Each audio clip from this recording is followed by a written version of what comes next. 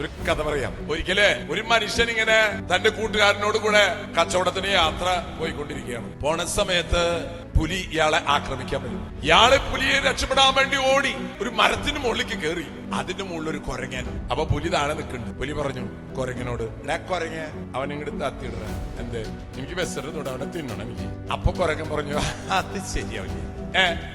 എന്നിൽ അഭയം പ്രാപിച്ചിരിക്കുന്ന ഒരാളെ ഞാൻ അങ്ങനെ തള്ളിയിടുന്നത് ശരിയല്ല. കുരങ്ങ, നീ മനസ്സിലാക്കണം, നമ്മളെ പോലെയല്ല മനുഷ്യൻ, മനസ്സിലായില്ല?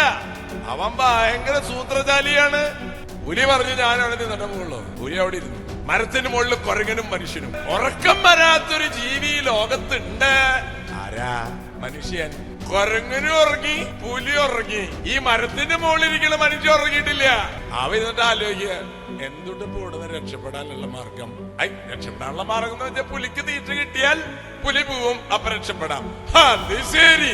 ഒറ്റ ചവിട്ട് കുരങ്ങന്റെ താഴെ വീണു. കുരങ്ങൻ, നിന്നോട് ഞാൻ നേരത്തെ പറഞ്ഞല്ലേ, അവന്റെ സ്വഭാവം വേറെടാ.